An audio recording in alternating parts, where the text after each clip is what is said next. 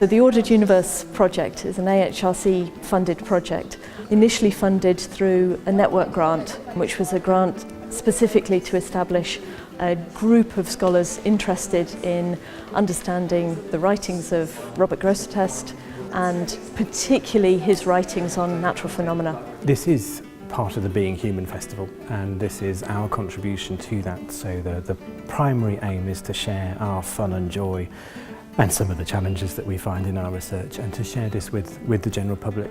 We've got a problem to solve, which is to understand the context and the content of Grosseteste's writing. And the only way we can do that is by coming together with experts in different areas. So we've got humanities scholars, Latinists, paleographers, scientists of different disciplines, scientists working with these humanities scholars, looking at 13th century treatises on scientific topics by this extraordinary English polymath mind, Robert Grosseteste. He's one of the most fascinating characters of the Middle Ages. There was a wonderful book written in the 1950s called The 13th Greatest of Centuries, and Grosseteste is one of the greatest figures in this century. A polymath, he's a scientist, a religious thinker, theologian, he's a politician, he writes on agriculture. From around 1220, 1215 to around 1225, 1230, he wrote a series of about a dozen manuscripts. The manuscripts that we're working on are particularly his descriptions of natural phenomena, and his passion is to try to understand the natural phenomena around him and to give some explanation of them. Here we are in Prior's Hall. This is part of the deanery. It's a wonderful part of the cathedral complex, and we're holding here the collaborative reading part of the day, where the groups are literally going through Grosseteste's texts and translations with our team of experts. We have humanities and sciences working together with the public and taking us through this research exercise that we engage in. It was interesting when we first started running these workshops. The first one we ran, a group of scientists sat down on one side of the room and a group of humanities scholars sat down on the other side of the room, across the table facing one another. And as the project's gone on, we've got much better at talking to one another, trusting one another, and appreciating and understanding the different approaches to the same material. It's not simply a question of us humanities experts providing the translation and the scientists providing the meaning. We do it together. The scientists help us with the translation, help out teasing the logic of the treatise, what Grosseteste might really be talking about, and then we explain the context. And between the two, you end up with a fuller and richer picture of what Grosseteste is talking about. The biggest thing that's coming out of it is this idea that you don't have to separate the disciplines off anymore, but you can find ways to work together and produce these great insights and new knowledge about sort of physics and the history of physics and the kind of understanding that we get. And it's also important, I think, to see that this 13th century bishop was looking at this kind of subject, was trying to get under the skin of what was going on, how the natural world worked, and it wasn't an issue of him trying to prove religion over science or anything like that, but these things all work together, and certainly in his mind this was all one endeavor to understand how the world worked, was a spiritual and a scientific thing.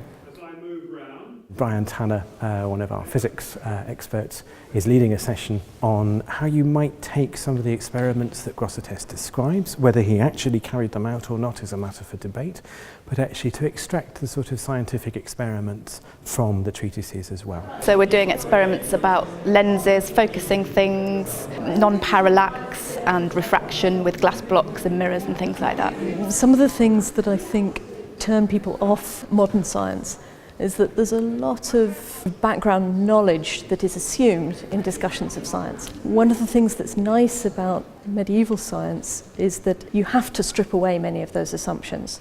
And so experts and people who are coming to it afresh are sort of on a level playing field in a way, because you can't bring your expert knowledge to this. You have to think again about what are the scientific issues. Everybody in this room is bringing their background to it, but seems to be adding to it as well, not just the academics. None of us know the answers. So it's not possible to understand the manuscripts just as a scientist without a huge amount of support from the humanities scholars. But that's equally true the other way around. The humanities scholars couldn't understand the manuscripts without help and support from the scientists. And so I think it's a it's a levelling experience for both of us that we can't do it on our own. The humanities scholars benefit because together we can produce better, sharper, deeper, more critical commentaries, editions, translations than we had before of the text, and open that up to a wider public who appreciate that the humanities opens up their inheritance to them. We have done new science. When I say we, the scientists have done new science from the inspiration that these treatises have given us. Together, we've also produced some wonderful commentaries and a new range of insight into Grosseteste's scientific achievement. It's brought quite a lot of joy around the world to people whose core belief is that our disciplines live together at their core and shouldn't be fragmented in the way they often are, and that science is a deeply human, deeply historical activity. The people who have been here today have been very helpful actually, because they have a general interest in science and history, and they keep asking very good questions that help us along. We already made a footnote for one of our texts based on input from one member of the public who had a great question that caused Tom McLeish to have a very good idea. So it has been very helpful to have intelligent people from the general public giving their input and helping us along. For someone like me who doesn't really have any kind of classical education but is pretty interested in science, it begins to answer some of the big questions about how people were thinking in the past, but because it's marrying it with what's happening in the university now, I think it also helps us look towards the future. We often think, we've got the answer, this is our best current understanding and this is how the world is.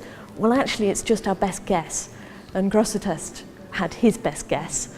And now we can look at it and say, well, he was wrong, but we could equally be as wrong. And I think it reminds us that this sort of scientific exploration is part of a journey, and we're just one small step on that way in a bigger journey.